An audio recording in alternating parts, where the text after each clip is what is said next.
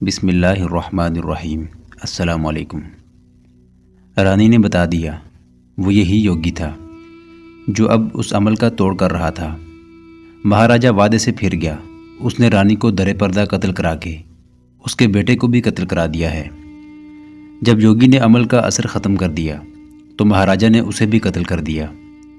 پھر بڑے پنڈت مہارشی نے اسے بتایا کہ اب ایک نوجوان کنواری کی قربانی ضروری ہے۔ اس نے لڑکی کی کچھ نشانیاں بتائیں اور میری چھوٹی بیٹی کی نشاندہی کی کہ یہ ہے وہ لڑکی جو دیوتاؤں نے مانگی ہے۔ میں سمجھتا تھا کہ اس نے میری بیٹی کی نشاندہی کیوں کی ہے۔ اس نے ایک بار مجھ سے میری بیٹی مانگی تھی، میں نے انکار کر دیا تھا۔ تم مسلمان ہو، تم نہیں جانتے کہ ہم دیوتاؤں کو ناراض کر دیں تو کچھ نہیں ہوتا، اگر پنڈت کو خفا کر دیں تو ہم پر آسمان ٹوٹ پڑتا ہے۔ ہمارا مذہب ہمارے پنڈت کا حکم اور خواہش ہے۔ پھر سلطان محترم، اس نے مجھے بتایا کہ ہوش آتے ہی مہاراجہ گنڈا نے اپنی فوج کو اکٹھا کیا اور بتایا کہ اسے ایک یوگی نے کیل دیا تھا۔ اس نے اپنی فوج سے کہا کہ مسلمان خوش ہوں گے کہ انہیں لڑے بغیر فتح ہوئی ہے۔ اب میں انہیں پھر للکاروں گا اور وہ پہلے والی فتح کے نشے میں بدمست ہو کر آئیں گے اور تم انہیں ہلاک کرو گے، انہیں زندہ پکڑو گے اور یہاں ان گلیوں میں تم انہیں ٹٹوؤں اور گدھوں کی طرح اپنی گاڑیوں اور ہالوں کے آگے جوتو گے۔ ہر ہر مہادیو نے مجھے اشارہ دے دیا ہے کہ اب غزنی کے مسلمان یہاں تباہ ہونے کے لیے آئیں گے۔ اس نے ایسے الفاظ کہے کہ فوج جوش سے بھر گئی، یہاں تک کہ جو جوان آدمی فوج میں نہیں تھے وہ بھی شامل ہو گئے۔ پھر وہ گوالیار کے مہاراجہ ارجن کے پاس چلا گیا۔ بہت دنوں بعد واپس آیا تو اس نے بتایا کہ گوالیار میں بھی وہ وہاں کی فوج اور وہاں کے لوگوں میں ایسی ہی آگ لگا آیا ہے۔ پھر وہ لاہور چلا گیا۔ وہاں سے اسے یہ مایوسی ہوئی کہ مہاراجہ تلوچن پال نے اس کا اتحادی بن کر لڑنے سے انکار کر دیا، لیکن اسے اپنی بہت سی فوج اور سامان دے دیا ہے۔ مہاراجہ تلوچن پال نے اسے مالی امداد دینے کا بھی وعدہ کیا ہے۔ سلطان عالی مقام، اس ہندو نے مجھے بتایا کہ لاہور کی فوج دوآبائے گنگا جمنا میں آ گئی ہے اور یہ کالنجر میں آ جائے گی۔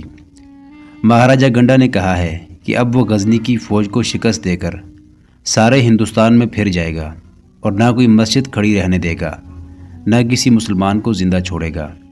میں نے اس سے پوچھا، کیا مہاراجہ گنڈا بھڑانک رہا ہے یا وہ جو کچھ کہہ رہا ہے وہ اسے کر گزرنے کے قابل ہے؟ اس نے جواب دیا کہ ہاں، وہ اس قابل ہو گیا ہے۔ اس نے یہاں تک ارادہ کر لیا ہے کہ مہاراجہ ارجن کے ساتھ مل کر لاہور پر بھی قبضہ کر لے گا۔ غزنی کی فوج کے جو چند ایک دستے یہاں کنوج، باری، متھرا، نگر کوٹ، بھیرا اور ملتان میں ہیں، انہیں فوراً ختم کر دیا جائے گا۔ اب اس کے ارادے بڑے خطرناک ہیں۔ اب تو عورتیں بھی لڑنے کی تیاریاں کر رہی ہیں۔ اس جاسوس نے، جس کا نام عابدین تھا، سلطان کو بتایا کہ اس ہندو کو کنوج پہنچا دیا گیا اور اس کے ساتھ بہت اچھا سلوک کیا گیا۔ اس نے سالار ابو القدر سلجوقی کو سونا اور نقدی پیش کی اور کہا کہ اس کے عوض وہ صرف یہ چاہتا ہے کہ اس کی بیٹیوں کو پریشان نہ کیا جائے۔ اس سے نہ کسی نے سونا لیا اور نہ نقدی، اور اس کی بیٹیوں کو باعزت طریقے سے رکھا گیا۔ اس نے ایسا اثر قبول کیا کہ وہ اپنا مذہب چھوڑنے کے لیے تیار ہو گیا۔ قلعے کے امام نے اسے اس کے تمام کنبے سمیت مسلمان کر دیا۔ سلطان محترم، عابدین نے کہا، ہم نے اس کی ہر بات پر یقین نہ کیا، بلکہ اس کی بتائی ہوئی جگہوں پر جا کر دیکھا تو اس کی ہر بات سچ نکلی۔ ہمارے جو آدمی گوالیار میں ہیں انہوں نے بتایا ہے کہ جنگی تیاریاں زوروں پر ہیں اور ہندوؤں کے ارادے یہ ہیں کہ سب سے پہلے غزنی کے ان دستوں کو ختم کیا جائے گا جو مختلف جگہوں پر موجود ہیں۔ پھر سارے ملک میں مسلمانوں کے بچے بچے کو قتل کر دیا جائے گا۔ اگر کوئی مسلمان ہندو مت قبول کر لے گا تو اسے بھی زندہ نہیں چھوڑا جائے گا۔ اس کے بعد تمام ملک کی فوج غزنی کی طرف کوچ کرے گی۔ ہم نے یہ بھی دیکھا ہے کہ لوگوں میں مسلمانوں کے خلاف نفرت پھیلائی جا رہی ہے۔ مندروں میں مسلمانوں کا ذکر پنڈتوں کی زبان سے یوں ہوتا ہے جیسے مسلمان کا قتل ثواب کا کام ہے۔ کیا تم بتا سکتے ہو کہ جنگی تیاریاں کن مراحل میں ہیں؟ سلطان محمود نے عابدین سے پوچھا۔ کیا تم جنگی انداز سے بات کر سکتے ہو؟ یقیناً کر سکتا ہوں، عابدین نے جواب دیا۔ مہاراجوں کی تیاریاں تقریباً آخری مرحلے میں ہیں۔ جو نئے لوگ فوج میں شامل ہوئے ہیں وہ اچھے گھوڑ سوار ہیں، تیر اندازی اور تیغ زنی بھی جانتے ہیں۔ لیکن ابھی کچے ہیں۔ ابھی وہ فوج کی شکل میں لڑنے کے قابل نہیں ہوئے۔ انہیں میدان جنگ کی سختیاں برداشت کرنے کی تربیت دی جا رہی ہے۔ سالار ابوالقدر سلجوقی اور دوسری جگہوں کے کمانداروں نے مجھے کہا تھا کہ میں آپ کو مشورہ دوں کہ آپ فوراً کوچ کر آئیں، تو ہندوؤں کے سر اٹھانے سے پہلے دبوچا جا سکتا ہے۔ خطرہ یہ ہے کہ ہندو مسلمانوں کو فوراً ہی قتل کرنا شروع نہ کر دیں۔ ہم فوج کو مروا سکتے ہیں، لیکن یہ ہماری برداشت سے باہر ہوگا کہ کسی نہتے مسلمان کا خون بہہ جائے۔ ہمیں یہاں مسجدوں اور مسلمانوں کی حفاظت کرنی ہے۔ اگر ہندوؤں نے مسلمانوں پر حملے شروع کر دیے تو وہ مسلمان خواتین کو اٹھا لے جائیں گے، پھر تاریخ تا قیامت ہم پر لعنت بھیجتی رہے گی۔ ہمیں اب لاہور میں اپنی حکومت قائم کرنی پڑے گی، سلطان محمود نے کہا، اور ہمیں بہت جلد کوچ کرنا پڑے گا۔ سلطان محمود نے اپنے سالاروں کو کوچ کی وجہ بتائی اور فوری کوچ کے احکام دے کر کہا کہ کوچ بہت تیز ہوگا، پڑاؤ بہت کم ہوں گے، سوار اور سپاہی چلتے چلتے کچھ کھا لیا کریں گے، اور منزل کالنجر ہوگی جہاں کے قلعے کا محاصرہ کر لیا جائے گا۔ محاصرے کے دوران فوج آرام کرے گی۔ سلطان محمود نے سب کو نقشے پر کوچ کا راستہ دکھایا اور وہ جگہیں بتائیں جہاں پڑاؤ کرنے تھے۔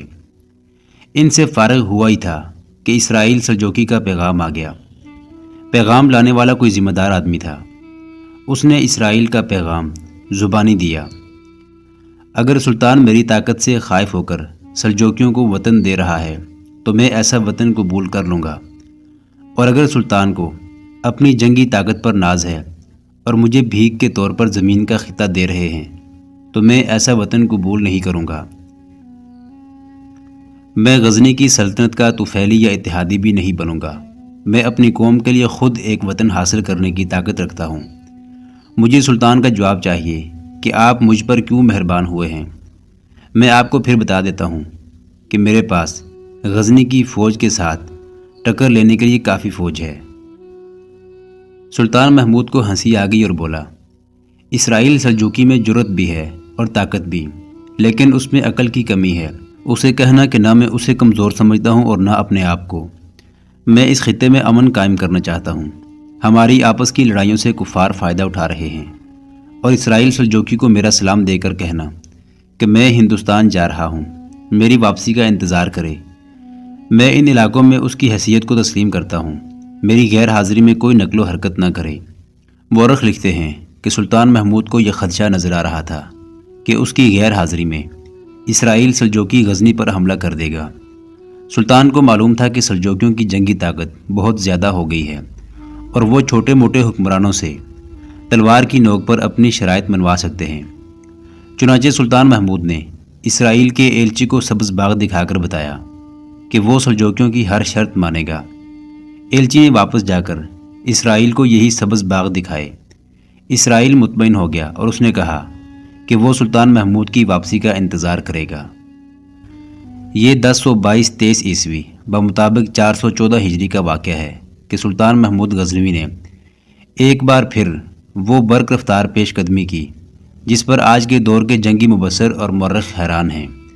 اگر وہ راستہ دیکھا جائے جس راستے سے وہ کالنجر پہنچا تھا تو یقین نہیں آتا کہ اس دور میں جب فوج گھوڑوں پر سوار ہوتی اور پیدل بھی چلتی تھی، اتنی زیادہ رکاوٹیں عبور کر کے یہ فوج اتنی تیز رفتاری سے آئی تھی۔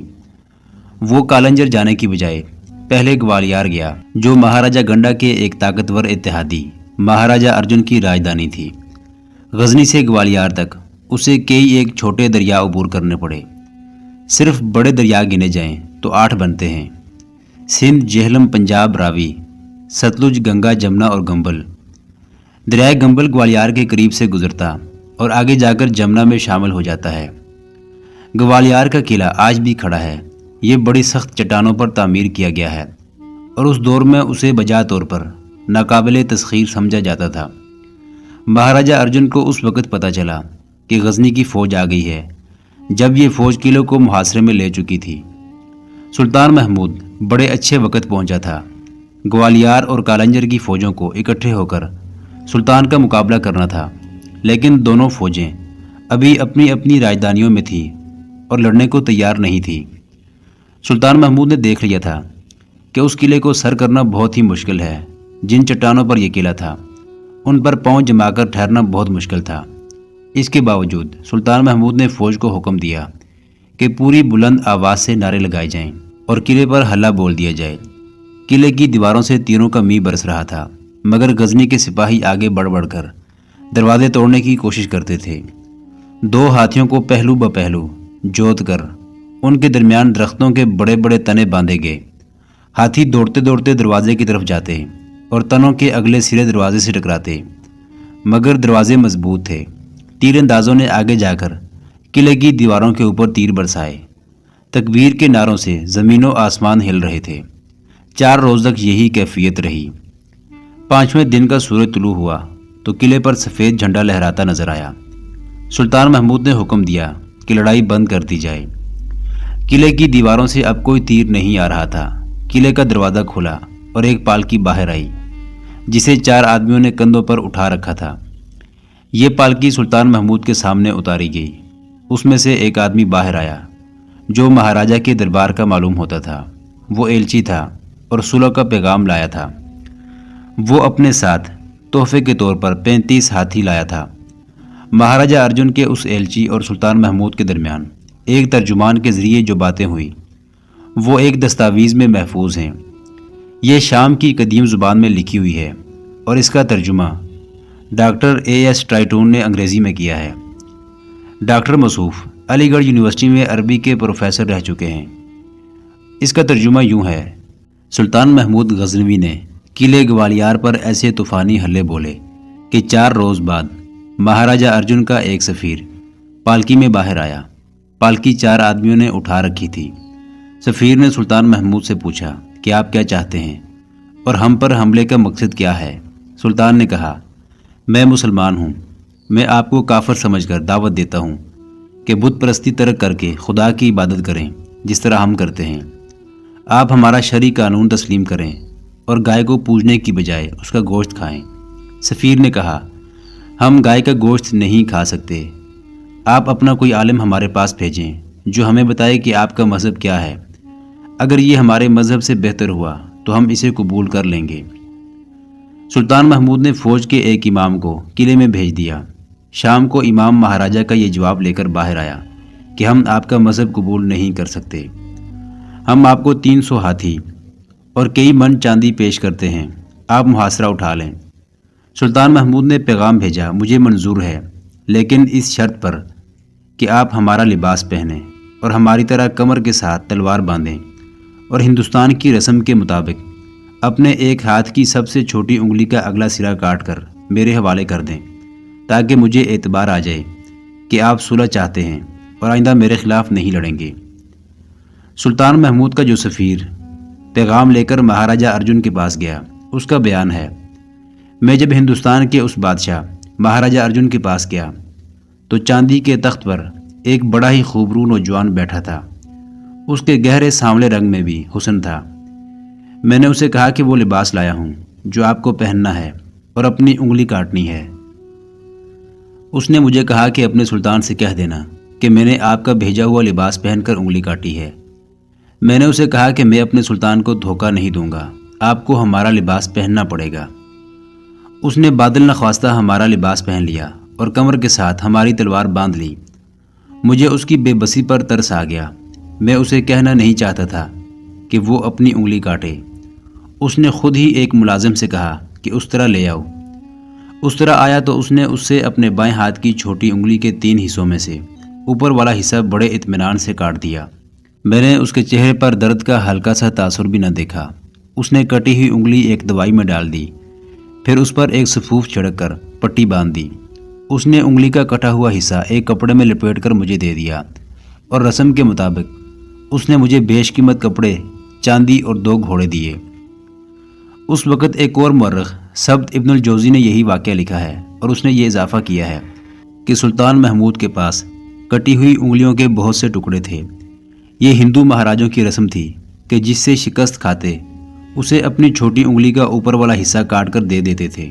سلطان محمود نے مہاراجہ ارجن کو اپنے تابع کر کے کالنجر کا رخ کیا۔ کالنجر کا قلعہ بہت وسیع و عریض تھا۔ اس کے اندر کی آبادی 5 لاکھ سے زیادہ تھی۔ 20,000 مویشی اور 500 ہاتھی تھے۔ سلطان محمود نے اس قلعے کا محاصرہ اس طرح کیا کہ قلعے کے اندر جانے والے تمام راستے بند کر دیے۔ لاہور میں سلطنت غزنی کا پہلا گورنر مقرر کر کے جب سلطان محمود غزنوی غزنی پہنچا تو وہ اس طرح مسرور اور مطمئن نہیں تھا جس طرح وہ ہندوستان پر حملے کے بعد ہوا کرتا تھا۔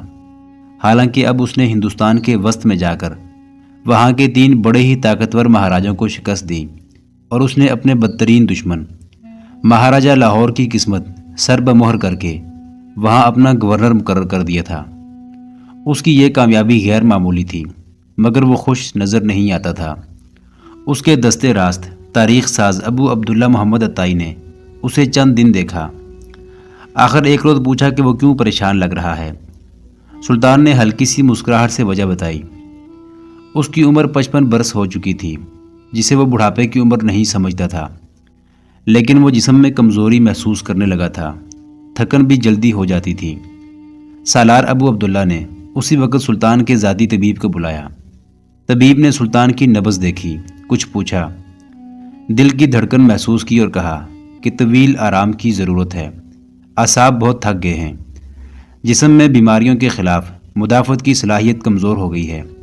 اگر سلطان نے اعصاب کو آرام نہ دیا تو کسی وقت کوئی معمولی بیماری بھی جان لیوا ثابت ہو سکتی ہے۔ میں آرام کی حالت میں نہیں مرنا چاہتا، سلطان محمود نے کہا۔ موت سے میری ملاقات بستر پر نہیں ہونی چاہیے۔ میں اپنے جسم کو آرام نہیں دے سکتا جس کو خاک میں مل جانا ہے۔ اس کی طاقت کم ہو گئی تو میں روح کی قوت سے وہ فرض ادا کروں گا جو خدائے ذوالجلال نے مجھے سونپا ہے۔ شیخ الاسفند، مجھے یہ بتائیے کہ میری روح تو علیل نہیں۔ طبیب شیخ الاسفند نے جواب دیا، میں آپ کو صحیح بات بتا دیتا ہوں۔ میں نے آپ کو آپ کی جسمانی کمزوری بہت کم بتائی ہے۔ آپ کا جسم کوچ، محاصروں اور جنگ کے قابل نہیں رہا۔ آپ روحانی قوت سے لڑ رہے ہیں۔ میرے پیر و مرشد شیخ ابو الحسن خرقانی اسے ایمان کی قوت کہا کرتے ہیں۔ سلطان محمود نے کہا، جسم اتنا ہی کمزور ہوتا ہے جتنا انسان سمجھتا ہے۔ کمزوری اور درد ایک احساس کے 2 نام ہیں۔ آپ درد کو جتنا شدید سمجھنا چاہتے ہیں درد اتنا ہی شدید ہوگا۔ محترم شیخ، میں آپ کو نہیں بلانا چاہتا تھا، ابو عبداللہ نے آپ کو میرے لیے بلایا ہے۔ آپ نے جسمانی کمزوری کا ذکر کیا تھا، اس لیے میں نے انہیں بلانا ضروری سمجھا۔ ابو عبداللہ نے کہا، جسمانی کمزوری اچھی نہیں ہوتی، میں کچھ اور محسوس کر رہا ہوں۔ سلطان محمود نے کہا، مجھے ایک آخری مہم سر کرنی ہے۔ مجھے اپنی روح سے اشارے مل رہے ہیں کہ مجھے جو کچھ کرنا ہے جلدی جلدی کر لوں۔ ہندوستان کے بت مجھے راتوں کو للکارتے ہیں، ڈرتا ہوں کہ اپنا فرض مکمل کرنے سے پہلے دنیا سے اٹھ جاؤں گا۔ مجھے فوجی طاقت چاہیے، ہماری طاقت بکھری ہوئی ہے۔ مجھے ان سرداروں، امیروں اور حکمرانوں کو متحد کرنا ہے جو میری غیر حاضری میں غزنی کے لیے خطرہ بن جاتے ہیں۔ مجھے محسوس ہونے لگا ہے کہ میری عمر تھوڑی رہ گئی ہے اور میں اپنا فرض ادا نہیں کر سکا۔ سالار ابو عبداللہ محمد عطائی نے سلطان محمود کو جذبات سے نکال لیا اور دونوں اس مسئلے پر بات چیت کرنے لگے کہ فوجی طاقت میں کس طرح اضافہ کیا جائے اور سلطنت غزنی جن مخالفین میں گھری ہوئی ہے ان کی سرکوبی کس طرح کی جائے۔ آخر دونوں اس فیصلے پر متفق ہو گئے کہ فوجی طاقت کی نمائش کی جائے اور ان پڑوسیوں کو مجبور کیا جائے کہ وہ غزنی کی اطاعت قبول کریں۔ سب سے زیادہ خطرہ اسرائیل سلجوقی کی طرف سے تھا جو ایک جنگی طاقت بن چکا تھا۔ 1024 عیسوی کے اوائل میں ایک روز سلطان محمود ایک ایسی فوج کے ساتھ بلخ کی طرف جا رہا تھا جس کے نیچے زمین کانپ رہی تھی۔ اس فوج میں کوئی ایک بھی سپاہی پیادہ نہیں تھا، سب گھوڑ سوار تھے اور ان کی تعداد 54,000 تھی، لیکن دشمن پر دہشت طاری کرتی تھی۔ یہ اس فوج کے علاوہ تھی جو سلطنت غزنی کے بڑے بڑے شہروں، بڑی چوکیوں اور سرحدوں پر موجود تھی۔ اس سوار فوج کے آگے آگے ایلچی جا رہے تھے۔ راستے میں جو چھوٹی چھوٹی ریاستیں آتی تھیں، سلطان کے ایلچی ان کے امراء کے پاس جا کر سلطان محمود کا یہ پیغام دیتے تھے کہ سلطان غزنی گھوڑ سوار اور 1300 جنگی ہاتھیوں کے ساتھ آ رہا ہے۔ اگر آپ اللہ کے نام پر کفار کے خلاف جد و جہد کی خاطر غزنی کی اطاعت قبول کر کے غزنی کے ساتھ دوستی کا معاہدہ کر لیں تو آپ کی ریاست اور جاگیر قائم رہے گی، ورنہ آپ غزنی کے قیدی ہوں گے اور آپ کے ساتھ وہ سلوک کیا جائے گا جو سلطان غزنی مناسب سمجھے گا۔ تمام مورخین نے لکھا ہے کہ اتنی ہیبت ناک جنگی قوت دیکھ کر چھوٹے موٹے امراء اور والی بیش قیمت تحفے لے کر سلطان محمود کے استقبال کو آگے۔ اس نے ان کے تحفے اور دوستی کو قبول کر کے انہیں کہا کہ وہ انہیں دریائے جیہون کے پار کسی جگہ ایک ضیافت میں مدعو کرے گا اور وہاں بتائے گا کہ اس کا ارادہ کیا ہے اور وہ کیا چاہتا ہے۔ سلطان دریا پار کر گیا۔ خوتون کا حکمران قدر خان مشہور جنگجو اور غزنی کا طاقتور دشمن تھا۔ اس کے پاس جب سلطان محمود کے ایلچی پہنچے تو اس نے بلا حیل و حجت سلطان کی اطاعت قبول کر لی اور تحفوں سے لدے ہوئے اونٹ لے کر سلطان کے استقبال کو آ گیا۔ سلطان نے وہیں جہاں اسے قدر خان ملا تھا فوج کو خیمہ زن کر دیا۔ وہ سرسبز اور حسین خطہ تھا۔ سلطان نے ارد گرد کے تمام امراء والیان اور حکمرانوں کو وہاں مدعو کیا۔ سلطان کو جن طرف سے زیادہ خطرہ تھا وہ بلخ کا حکمران التگین تھا اور دوسرا اسرائیل سلجوقی۔ دونوں مل کر سلطان سے لڑے تھے اور انہوں نے شکست کھائی تھی۔ اسرائیل سلجوقی کے متعلق پہلے بتایا جا چکا ہے کہ وہ سلجوقیوں کا بے تاج بادشاہ تھا۔ سلجوقیوں کا کوئی ملک نہیں تھا لیکن ہر حکمران ان سے خائف تھا کیونکہ سلجوقی زبردست جنگجو تھے۔ وہ پہاڑوں اور جنگلوں میں رہتے تھے۔ وہ ایک باقاعدہ جنگی طاقت بن گئے تھے۔ سلطان محمود ہندوستان کے مہاراجہ گنڈا اور مہاراجہ ارجن کو شکست دینے اور انہیں اپنی اطاعت میں لانے کے لیے گیا تو اسرائیل اور التگین نے اس کے خلاف جنگی تیاریاں مکمل کر لی تھی۔ سلطان نے ان دونوں کی طرف ایلچی بھیجے اور انہیں ضیافت پر مدعو کیا۔ جب ایلچی نے التگین کو سلطان کا پیغام دیا تو اس نے طنزیہ انداز میں پیغام سنا۔ اس کے ساتھ اس کی ملکہ بیٹھی تھی۔ کیا تمہارے سلطان نے درخواست کی ہے کہ ہم اس کی دعوت قبول کریں؟ ملکہ نے پوچھا۔ ملکہ عالیہ، ایلچی نے کہا، سلطان غزنی نے والی بلخ و سمرقند التگین کو ضیافت میں مدعو کیا ہے۔ انہوں نے آپ کا ذکر نہیں کیا تھا۔ تمہارے سلطان کے ارادے کیا ہیں؟ التگین نے پوچھا۔ جو سلطان 54,000 بہترین گھوڑ سوار اور 1,300 جنگی ہاتھی جن کے ہودوں سے برچھیاں اور تیر برستے ہیں اپنے ساتھ لایا ہے، اس کے ارادے سمجھنے میں کوئی دشواری نہیں ہونی چاہیے۔ ایلچی نے کہا، آپ کا عزیز دوست قدر خان سلطان کی اطاعت قبول کر چکا ہے۔ میں یہ امید لے کر آیا ہوں کہ آپ اپنی فوج کا قتل عام نہیں کرائیں گے۔ قدر خان بزدل ہے، حسین ملکہ نے کہا۔ تمہارے سلطان کا مقابلہ ایک طاقتور بادشاہ کے ساتھ ہے۔ ملکہ عالیہ، ایلچی نے کہا، یہ عورتوں کی لڑائی نہیں، میں بلخ و سمرقند کے بادشاہ سے مخاطب ہوں۔ مجھے حکم ملا ہے کہ جواب لے کر آؤں کہ آپ سلطان کی دعوت قبول کرتے ہیں یا نہیں۔ ہم آئیں گے، التگین نے دو ٹوک لہجے میں جواب دیا، لیکن ہم یہ فیصلہ کر کے نہیں آئیں گے کہ ہم غزنی کی اطاعت قبول کرتے ہیں یا نہیں۔ اور وہ سلطان محمود غزنوی کی ضیافت میں آ گیا۔ اس کے ساتھ اس کی ملکہ نہیں تھی۔ وہ چند ایک محافظوں کو اپنے ساتھ لایا۔ محمود غزنوی نے نہایت خوبصورت جنگل میں ضیافت کا انتظام کیا تھا۔ ضیافت کے بعد سلطان نے سب کو الگ بٹھا لیا۔ اس کے ساتھ اس کے سالار تھے اور اس کے ساتھ اس کا ایک اور مشہور سالار ارسلان جاذب بھی تھا جو اس وقت خوارزم کا گورنر تھا۔ وہ دو ٹوک فیصلہ کرنے والا اور دشمن کے خلاف انتہائی قدم اٹھانے والا سالار تھا۔ اس کا اصول تھا کہ دشمن پر رحم کرنا اپنے آپ کو شکست کے راستے پر ڈالنے کے مترادف ہوتا ہے۔ میرے دوستو، دو مورخین سبت ابن الجوزی اور ابن الاسیر کے مطابق سلطان محمود نے ان سب سے خطاب کرتے ہوئے کہا، آپ سب نے میری جنگی طاقت دیکھ لی ہے۔ میں 1300 ہاتھی لایا ہوں، 1200 غزنی میں ہیں۔ گھوڑ سواروں کا یہ لشکر اس کا نصف ہے جو میں نے اپنی سلطنت میں جگہ جگہ رکھا ہوا ہے۔ آپ دیکھ رہے ہیں کہ میں پیادہ فوج ساتھ نہیں لایا۔ کیا یہ فوج آپ سب کو تہ تیگ کرنے کے لیے کافی نہیں؟ لیکن میں آپ کو اپنی جنگی طاقت سے نہیں، خدا سے ڈرانے آیا ہوں۔ خدا نے مجھے یہ طاقت صرف اس لیے دی ہے کہ میں اس کی راہ میں جہاد کر رہا ہوں۔ آپ مجھے ہندوستان کا لٹیرا اور دولت کا پجاری کہتے ہیں۔ اگر میں ایسا ہی ہوتا تو میرے پاس اتنی دولت اور اس قدر سونا ہوتا کہ میں باقی عمر آرام سے عیش و عشرت میں گزار سکتا ہوں اور میری 3 نسلیں بھی عیش کر سکتی ہیں۔ مگر میں دیکھ رہا ہوں کہ میرا جہاد مکمل نہیں ہوا۔ آپ دیکھ رہے ہیں کہ میری ساری عمر کوچ اور جنگ کرتے گزری ہے، اور میں محل میں نہیں میدان جنگ میں مرنا چاہتا ہوں۔ میرے خزانے یہیں رہ جائیں گے اور میری لاش ہندوستان کی مٹی میں مل جائے گی۔ آپ سب میرے خلاف ہیں، لیکن آپ کا آپس میں بھی اتحاد نہیں۔ آپ حکمرانی کے شیدائی ہیں۔ کیا آپ چین کی زندگی بسر کر رہے ہیں؟ اس لیے آپ سب کے دلوں پر خوف طاری رہتا ہے۔ آپ نے اللہ کے بندوں کو اپنی رعایا اور اپنا غلام بنا رکھا ہے۔ محترم التگین والی بلخ و سمرقند ہم میں موجود ہیں۔ میں سن رہا ہوں کہ یہ اپنی رعایا پر ظلم و تشدد کرتے ہیں، اور کوئی ایک بھی انسان ان سے خوش نہیں۔ میں جانتا ہوں کہ حکمرانی دل کو تسکین اور دماغ کو نشہ دیتی ہے۔ آپ میں کچھ ایسے بھی ہیں جو مذہب کا دھوکہ دے کر حکومت کر رہے ہیں۔ ایسے حکمران اپنی رعایا کے سامنے اپنے الفاظ میں زاہد اور پارسا بنے رہتے ہیں، لیکن وہ بھول رہے ہیں کہ ان کے اوپر ایک طاقت ہے جو صرف ان کا نہیں، ساری دنیا کا تختہ الٹ سکتی ہے۔ یہ دنیا اسی طاقت کے حکم سے وجود میں آئی ہے۔